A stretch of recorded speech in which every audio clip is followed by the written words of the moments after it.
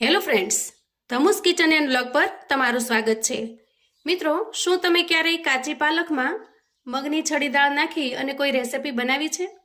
એકદમ ટેસ્ટી અને ગજબની બને છે. સાંજના ડિનરમાં અથવા તો બપોરના લંચમાં આ રેસિપી બનાવીને તમે એન્જોય કરી શકો છો. ખૂબ જ ટેસ્ટી અને સાથે સાથે હેલ્ધી પણ છે. તો ચાલો ઝડપથી બનાવવાનું શરૂ કરીએ.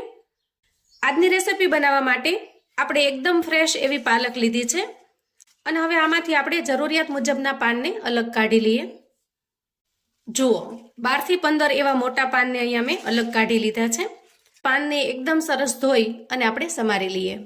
સાંજના સમયે કશું શાક બનાવવાનું મન ન થાય તો ફટાફટથી તમે આ રેસિપી બનાવીને તૈયાર કરી શકો છો. અને જો આ રીતે બનાવીને તૈયાર કરશો તો જે લોકો પાલક નહીં ખાતા હોય એ પણ માંગીને ખાશે, કેમ કે ખૂબ જ ટેસ્ટી અને લાજવાબ બને છે.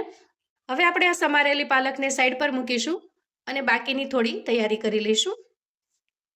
હવે જુઓ, અહીંયા એક નાની વાટકી જેટલી મેં મગની છડી દાળ લીધી છે, એટલે કે જે પોલિશ કરેલી હોય છે ખોતરા વગરની એ મગની દાળ લીધી છે. મગની દાળને જોઈ ચોખ્ખી કરી અને મેં લઈ લીધી છે. દાળને ધોઈ ચોખ્ખી કરી લીધી છે. હવે આપણે આ રીતે થોડું પાણી એડ કરી અને દાળને સાઈડ પર મૂકીશું. અને એક મોટી સાઈઝનું ટમેટું અને 2 મીડિયમ સાઇઝની ડુંગળીને ઝીણી ઝીણી કટ કરી લઈએ. વળી ભાત, રોટલી, ભાખરી કે પરાઠા કોઈ પણની સાથે આ રેસિપી તમને ખૂબ જ મજેદાર લાગશે. આ રેસિપીને તમે સાંજના ડિનરમાં, બપોરના લંચમાં બનાવીને તૈયાર કરી શકો છો. અહીંયા આપણે ડુંગળી અને ટમેટાને સમારીને તૈયાર કરી લીધા છે. હવે આપણે ગેસ તરફ જઈશું. આપણે ગેસ ઓન કરી અને ગેસ પર કુકર મૂકીશું અને એમાં 1 ચમચા જેટલું તેલ એડ કરીશું. તેલ થોડું ગરમ થાય એટલે 1 ચમચી જીરું નાખી અને આપણે વઘાર કરીશું. અહીંયા આપણે પિંચ ઓફ એટલે કે થોડી અમથી હિંગ એડ કરીશું અને ત્યારબાદ એમાં સમારીને તૈયાર કરેલી ડુંગળીને એડ કરી દઈએ અને ડુંગળીની સાથે સાથે ટામેટાને પણ એડ કરી દઈએ. 5 થી 7 લસણની કળીઓને મેં આ રીતે ઝીણી ઝીણી સમારી લીધી છે, એને પણ એડ કરી દઈએ અને હવે બધી જ વસ્તુને આપણે સારી રીતે મિક્સ કરી લઈએ. અહીંયા ડુંગળીની કચાશ થોડી દૂર થઈ જાય અને ટમેટા થોડા સોફ્ટ થઈ જાય ત્યાં સુધી આપણે સાંતળી લેવાનું છે. સારી રીતે સતળાઈ જાય પછી આપણે એમાં રૂટીન મસાલા કરી લઈએ. તો અહીંયા સ્વાદ પ્રમાણે મીઠું એડ કરીશું. 1 ચમચી ભરી અને ધાણા જીરું પાવડર એડ કરીશું. 1 ચમચી જેટલું લાલ મરચું પાવડર એડ કરીશું. અડધી કરતાં થોડી ઓછી એટલી ચમચી ભરી અને આપણે અહીંયા હળદર એડ કરીશું અને હવે મસાલાને આપણે મિક્સ કરી લઈએ. જો એકદમ સરસ બધું મિક્સ થઈ ગયું છે અને મસાલા પણ સારી રીતે ચડી ગયા છે. હવે આપણે ધોઈ અને સમારીને તૈયાર કરેલી પાલકને એડ કરી દઈએ અને ત્યાર પછી ધોઈને તૈયાર કરેલી મગની દાળને પણ એડ કરી દઈએ. અહીંયા પોણા ગ્લાસ જેટલું હું પાણી એડ કરું છું. હવે બધું જ સારી રીતે મિક્સ કરી ઢાંકણ ઢાંકી આપણે 3 સીટી વગાડી લઈએ. આ રીતે 3 સીટી વગાડ્યા પછી કુકર ઠંડુ થાય એટલે ઢાંકણ ખોલી લઈએ. જુઓ, એકદમ સરસ દાળ પણ ચડી ગઈ છે અને બધા જ મસાલા સારી રીતે મિક્સ થઈ ગયા છે. હવે અહીંયા દાળ થોડી થીક લાગે છે એટલે હું અડધા ગ્લાસ જેટલું પાણી એડ કરું છું. અહીંયા કન્સિસ્ટન્સીને બેલેન્સ કરવા માટે થોડી વાર આપણે દાળને થવા દઈએ. હવે આપણે થોડી કોથમીર એડ કરીશું. તો આ રીતે ઢાંકણ ખોલી અને થોડી વાર આપણે ગેસ પર રહેવા દેવાની છે, જેથી કરીને દાળ એકદમ સારી રીતે મિક્સ થઈ જશે. મિક્સ કરવા માટે અહીંયા તમારે ઝેરણી કે એવું કશું જ ફેરવવાની જરૂર નહીં પડે, કેમ કે આના અંદર જે આખી ભાંગી દાળનો ટેસ્ટ છે એ ખૂબ જ સરસ લાગે છે.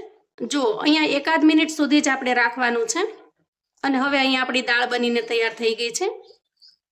આ દાળને તમે ભાતની સાથે, રોટલી, પૂરી, પરાઠા કોઈ પણની સાથે ખાઈ શકો છો. ખૂબ જ ટેસ્ટી લાગશે. સાંજના સમયે કશું ઝટપટથી બનાવવું છે અને કશું નવું ખાવું છે તો આ રેસિપી બનાવીને તમે તૈયાર કરી શકો છો. ખરેખર મિત્રો એટલી ટેસ્ટી લાગે છે કે જો એક વખત બનાવશો તો વારંવાર તમને આ રેસિપી બનાવવાનું મન થશે.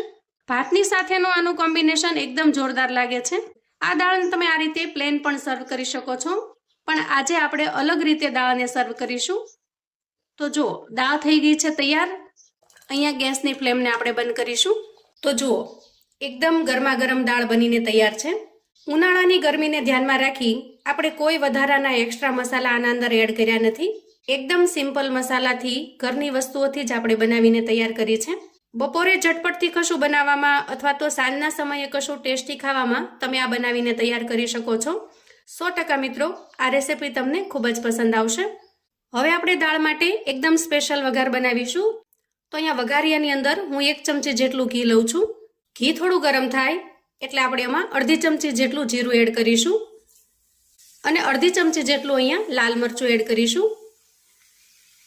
જો એકદમ સરસ વઘાર બનીને તૈયાર થઈ ગયો છે. હવે આપણે ઉપરથી આ વઘાર એડ કરી અને દાળને સર્વ કરીશું. તો અહીંયા તમે જોઈ શકો છો દાળનો લુક એકદમ મસ્ત દેખાઈ રહ્યો છે. અને ત્યાર પછી 1 ચમચી જેટલી મલાઈને મેં આ રીતે ફેંટી લીધી છે. એને પણ આ રીતે ગાર્નિશિંગ કરી લઈએ. મલાઈ એડ કરવાથી ટેક્સચર એકદમ સરસ ક્રીમી બની જાય છે અને તમે જુઓ લુક કેટલો મસ્ત લાગે છે, એકદમ રેસ્ટોરન્ટ સ્ટાઇલ. તો મિત્રો આવું અવનવું જાણવા માટે અને મને સપોર્ટ કરવા માટે ચેનલ પર જો તમે નવા છો તો ચેનલને સબસ્ક્રાઇબ કરો. વિડીયો ગમે તો લાઈક અને શેર કરો. તમારા સગા સંબંધી મિત્રોને પણ આપણી આજની આ એકદમ સરસ મજાની પાલક અને મગની દાળની રેસીપી ચોક્કસથી મોકલી આપજો, જેથી એ લોકો પણ બનાવીને તૈયાર કરી શકે, એન્જોય કરી શકે અને એના પરિવારને પીરસી શકે. કોમેન્ટમાં મને ચોક્કસથી જણાવજો મિત્રો કે આજની આ પાલક અને મગની દાળની રેસીપી તમને કેવી લાગી છે. ફરી મળીશું એક નવી રેસીપી સાથે. ત્યાં સુધી આવજો મિત્રો.